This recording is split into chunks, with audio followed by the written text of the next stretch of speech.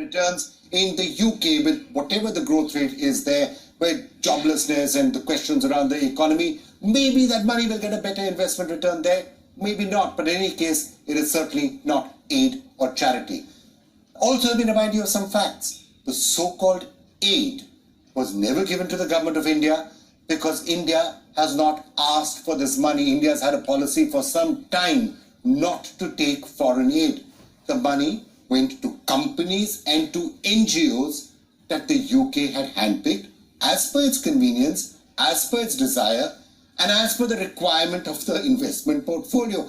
I'm not saying this. UK's own Foreign, Commonwealth and Development Office, or the FCDO, says as much. In 2022, the FCDO spokesperson said, and I quote, "Since 2015, the UK has given no financial aid to the government of India. Most of our funding now is focused on business investment, which help create new markets and jobs for the UK." I could read that out for you again, but I won't. I think it's fairly self-explanatory. Now that's reality for you, and that's what's happening today. Time for some history now. Referring to that British aid, now back in 2011, the then Finance Minister, Pranab Mukherjee, had said, and I quote, "We do not require the aid. It is a peanut in our total development exercise." In short, India does not need the UK's aid. It has not needed it for a while now, and it is not asking for any aid. So if anyone is wanting to give aid, I think it's really important that the government of India should once again repeat what has been said many times in the past. Thank you very much. Actually, India is not really looking for aid. India is actually providing aid to many other countries. We'll come to that in the past. There is no denying that in the past, the UK did provide bilateral aid to India, and it was very welcome at that time, shortly after independence. But that past is long gone. Today, the UK is contributing money into India for its own interest and to uphold its own commitment to international funds. That is fine.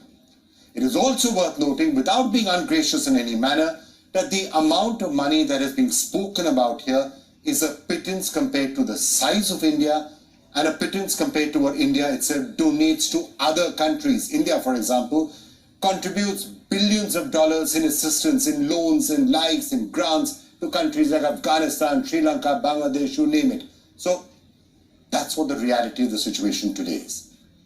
Let me now turn to the part about repayment, because I've been seeing many of these tweets about how India should repay the money that Britain has given it. India needs to repay its debt. We gave all this money to India. India should repay money. I'm normally a very mild person, but repayment is a word that the UK is better off not using, not when it comes to India. I'll tell you why. Because any conversation on repayment opens a can of worms. It is the United Kingdom and the British Crown that has a lot of repayment to catch up on when it comes to India. Let's face it. Just because we don't talk about it too much, let's face it.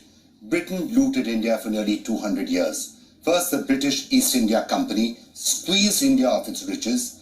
Then came the British Crown.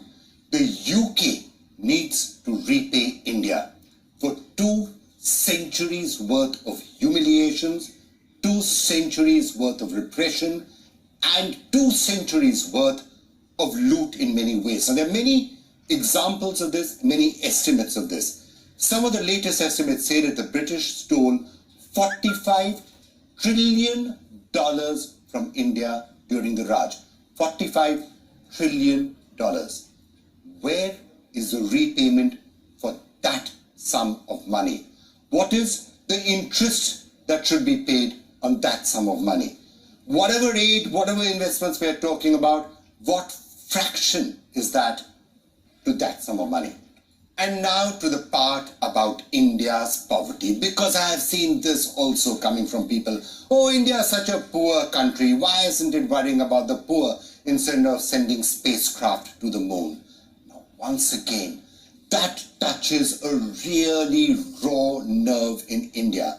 Anybody from Britain talking to Indians or India about the question of poverty touches a really, really raw nerve. Because guess what? Why does India have to battle the problem of poverty in the first place?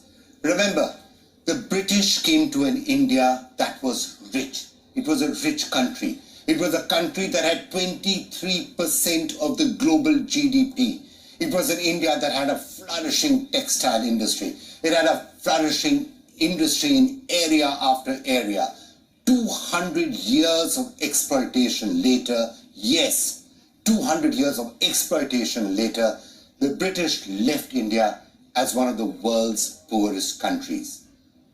A country that was one of the richest and the best developed countries in the world was reduced to a country which has just 2% share in global GDP, and there was widespread poverty, and there were famines, and there was meager literacy, and there was abundant poverty. But where did that poverty come from?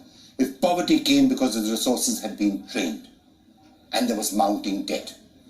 Once India became free, it was able to work on its own to remove the poverty that had been thrust upon it by a foreign ruler. Over the last 7 decades, India has worked tirelessly to eradicate poverty. In July this year, the United Nations praised India. The United Nations Development Program said, and I quote, "India has seen a remarkable reduction in poverty, with 415 million people exiting poverty with a span of just 15 years. So the bottom line is that in the 7 decades since independence, India has reduced poverty, and India has also reached the moon. Now,